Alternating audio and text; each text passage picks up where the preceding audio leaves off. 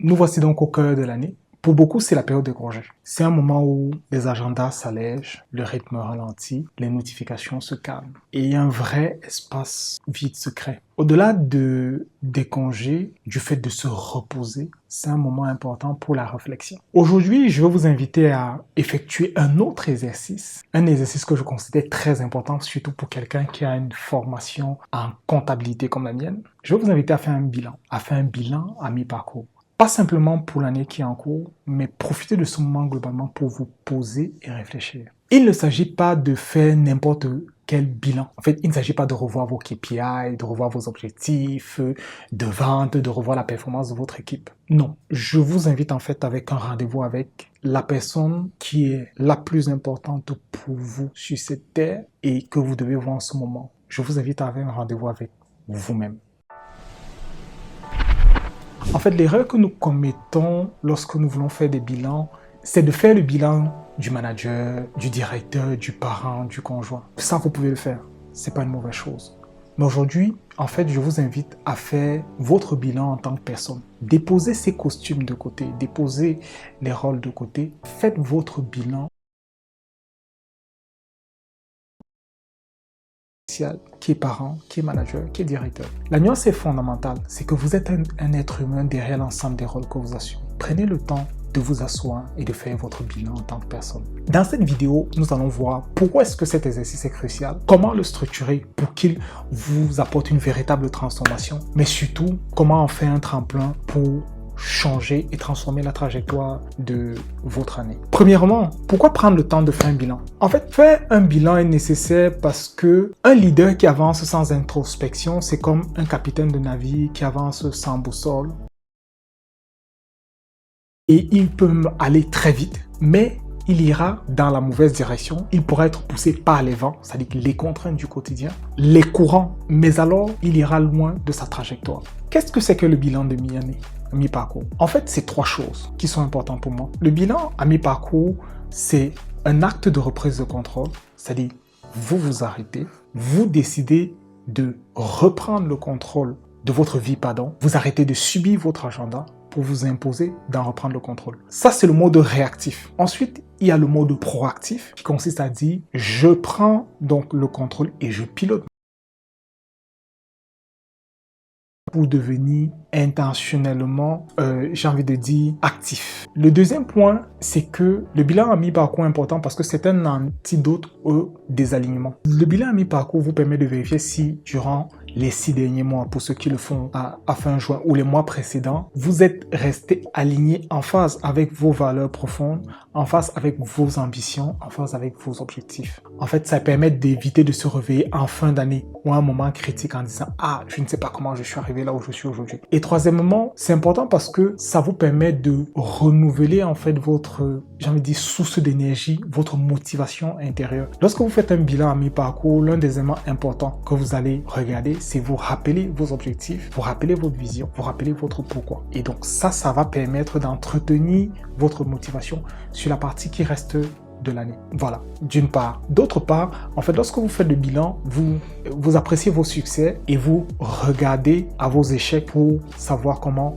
vous en relever et comment ne plus les commettre à l'avenir. Donc, l'une des étapes importantes du bilan, c'est de se rappeler son pourquoi et de redécouvrir sa vision. Donc, avant de plonger dans le bilan qui est concret, la vision qu'on avait construite qui nous a amené là. En fait, il s'agit dans cette étape de se reconnecter à ses valeurs profondes, à ses motivations profondes et de se reconnecter à l'image mentale que nous avions construite du futur idéal qu'on voulait manifester, à savoir ce que l'on voulait avoir, être et faire. C'est ça en fait qu'il s'agit de faire à cette étape. Donc, avec la pression des mois qui viennent de passer, il est possible que vous n'ayez pas eu le temps d'avoir ou de travailler régulièrement. Quand je dis régulièrement, pour moi, c'est au moins une fois par mois sur votre vision et sur votre pourquoi. Quand je dis même travailler, c'est beaucoup trop dit. Il s'agit en fait de vous rappeler régulièrement, de mettre devant vous régulièrement votre vision et votre pourquoi. Donc, profitez du bilan pour le faire. Donc, pour le faire, vous prenez quelques instants durant lesquels vous pouvez examiner ces deux points, c'est-à-dire votre bilan et votre vision sur 3 angles. Premièrement, quels sont-ils? C'est-à-dire, c'est quoi votre vision? C'est quoi votre pourquoi? Deuxièmement, comment est-ce que ça s'est traduit ces derniers mois? Votre vision et votre pourquoi dans votre vie concrètement? Comment est-ce que ça s'est traduit ces derniers mois? Et troisièmement, est-ce que cette vision, ce pourquoi reste pertinent dans votre contexte? Est-ce que vous avez besoin de les reclarifier? Ce que je peux vous dire, c'est que ici, ne cherchez pas de réponse parfaite. Laissez simplement les idées émerger et voyez à quoi ça aboutit. Une fois donc que vous avez ces idées principales, vous pouvez partir de ces idées pour faire votre bilan. Comment faire ce bilan? Ce bilan, pour moi, doit couvrir 7 dimensions. En fait, ce sont les 7 dimensions de la richesse. Pourquoi les 7 dimensions de la richesse? C'est que j'estime qu'on ne peut pas faire un bilan, surtout en tant qu'individu. Un bilan pertinent doit couvrir forcément les 7 dimensions de la richesse. La richesse physique, la richesse mentale, la richesse en termes de santé, la richesse spirituelle, la richesse financière, la richesse sociale et la richesse en termes d'influence. Donc, maintenant que vous savez où vous êtes en tant que personne, parce que vous avez clarifié votre vision et votre pourquoi, nous allons utiliser le cadre de cette dimension de richesse pour faire notre bilan. Donc, je vais vous inviter à vous noter sur une échelle de 1 à 10 à chaque fois que vous allez suivre l'une des richesses. Faites-le en toute honnêteté. Pour ceux qui ont écouté ma vidéo de la semaine dernière, vous allez vous rendre compte qu'il y a un parallèle très important, où il y a beaucoup de points parallèles entre les formes de richesse et les formes de repos que nous avons vu la semaine dernière. Si vous ne l'avez pas vu, je vous laisse le lien de cette vidéo en commentaire. Donc, s'agissant donc des types de richesse, je vais prendre le premier point, c'est la richesse physique. J'aime le dire, votre corps est en fait un bien très important et c'est un bien précieux. C'est votre principal outil de production. Donc, vous devez entretenir et vous devez en prendre soin. Donc, lorsque vous faites votre bilan, faites un point sur votre état de santé, sur la qualité de votre alimentation, sur la qualité de votre exercice régulier, la qualité de votre repos. Comment est-ce que vous prenez soin, vous avez pris soin durant la période qui vient de s'achever de votre corps? Quel est votre état de santé? Je peux vous assurer, vous pouvez avoir tout l'or du monde. Si vous avez un corps qui n'est pas en santé, comment est-ce que vous allez en profiter? Et donc, posez-vous la question, quel a été votre état de santé depuis le mois de janvier? Quels sont les bobos qui sont apparus? Quels sont ceux qui ont disparu? Comment est-ce que... Moi, déjà, je sais que je répondrai non à cette question. D'ailleurs, j'ai dû me réajuster ces dernières semaines. Surtout, est-ce que vous avez respecté vos besoins en termes de nutrition? Est-ce que vous buvez suffisamment d'eau? Est-ce que vous mangez équilibré? Est-ce que vous avez respecté vos besoins en termes de mouvement? Deuxième type de richesse qui va vous permettre de faire votre bilan, c'est la richesse financière. Bon, même si je ne l'avais pas dit dans cette vidéo, vous y aurez pensé. C'est la dimension la plus évidente. La richesse financière, en fait, c'est votre capacité à générer des revenus, à gérer vos finances, à investir, mais surtout, et pour créer votre indépendance financière et créer de la richesse. Donc, faites le point ici, en fait, sur les flux monétaires qui permettent d'alimenter vos finances, ce qui en sortent. Combien d'argent est-ce que vous avez gagné? Combien vous en avez dépensé? Est-ce que votre situation financière s'est améliorée ou pas? Mais surtout, au-delà des chiffres, en fait, c'est de savoir si cette situation financière vous apporte la sérénité et le confort dont vous avez besoin pendant cette saison. Ensuite, faites un bilan de votre richesse mentale. Quel est l'état de votre savoir, de votre sagesse, de votre curiosité, de votre capacité à apprendre, à vous adapter? Comment est-ce que vous avez investi dans vos connaissances, dans vos compétences pendant cette période qui vient de s'achever? Vous en avez besoin pour continuer à vous développer, pour continuer à grandir et à croître. Qu'est-ce que vous avez appris de nouveau depuis le début de l'année? Qu'est-ce que vous avez appris de significatif? Quelle formation avez-vous suivi? Comment est-ce que vous vous êtes senti stimulé, encouragé pendant ce moment? Quatrièmement, la richesse sociale. Vous pouvez mesurer cette richesse à la qualité de vos relations, à l'amour, l'amitié, la fidélité de votre famille, de vos amis, de votre réseau. Donc, quelle est la qualité des relations que vous avez entretenues avec les personnes auxquelles vous tenez pendant ces périodes? Quelle est la qualité de nouvelles relations que vous avez créées d'un point de vue personnel, d'un point de vue professionnel? Est-ce que ça a drainé, ça vous a apporté de l'énergie positive? Est-ce que vous avez eu des mauvaises relations? Qu'est-ce qui s'est passé pour que les relations se dégradent? Est-ce que vous avez eu des prises de tête avec des personnes, des moments de trahison? Qu'est-ce qui s'est passé? Faites le point et tirez-en les leçons. Cinquièmement, c'est la richesse spirituelle. Vous le savez, c'est une dimension hyper importante. C'est votre capacité à vous connecter avec Dieu et à développer cette relation avec lui. Donc, ici, vous devez vous poser la question, comment a été votre relation avec Dieu pendant ces derniers mois? Est-ce que cette relation s'est améliorée, approfondie ou pas? Est-ce que vous avez agi en accord avec ses principes, ses valeurs? Est-ce que vous vous êtes sanctifié un peu plus? Est-ce que vous êtes consacré un peu plus? Comment s'est amélioré votre relation avec Dieu pendant les mois passés? Sixièmement, c'est la richesse en termes d'influence. Ici, la question est de savoir quel a été votre impact dans la communauté et dans le monde. J'aime bien cette phrase dans la Bible qui dit « Vous êtes le sel de la terre, vous êtes la lumière du monde ».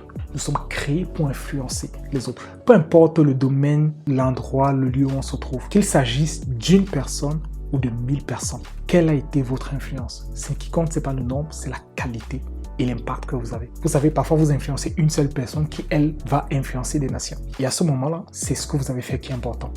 Donc, comment est-ce que vous avez influencé les personnes pendant cette période? Comment est-ce que vous avez aidé les autres à atteindre leurs objectifs? Comment vous les avez aidés à se reconnecter à Dieu? Comment vous les avez aidés à s'épanouir, à grandir? Ça, c'est important. Comment vous avez utilisé votre temps?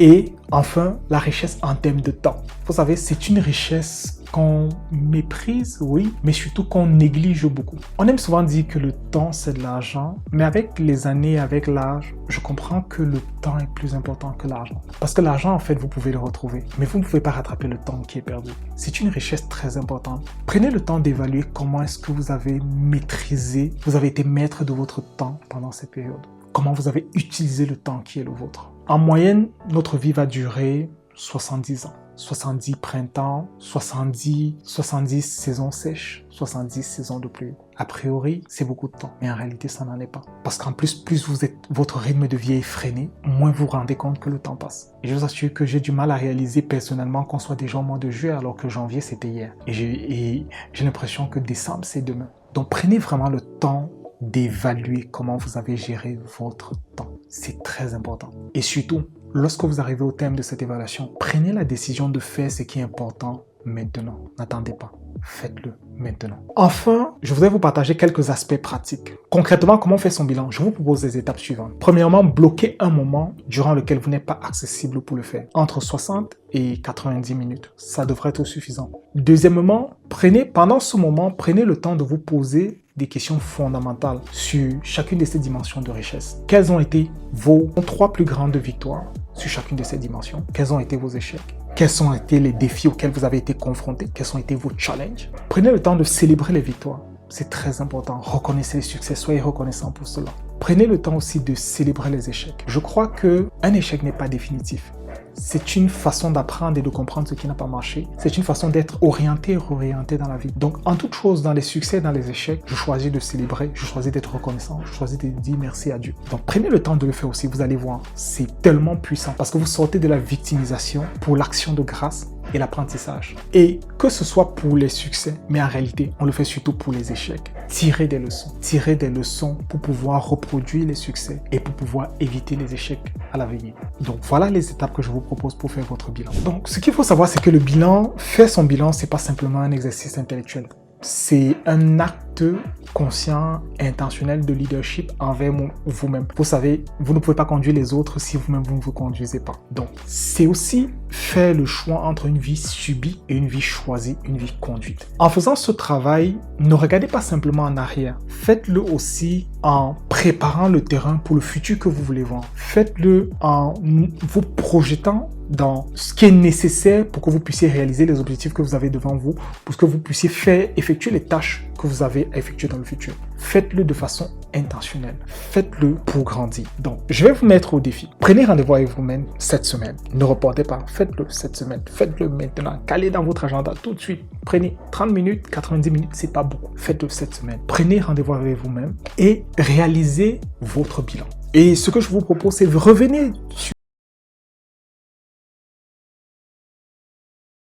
qu'est-ce qui vous a challengé, qu'est-ce qui vous a plu, qu'est-ce que vous avez appris sur vous-même. Si cette réflexion profonde sur soi-même et surtout sur le leadership vous a intéressé, n'hésitez pas à en parler autour de vous, partagez cette vidéo, mais abonnez-vous à la chaîne et restez connectés pour les prochaines vidéos. Merci.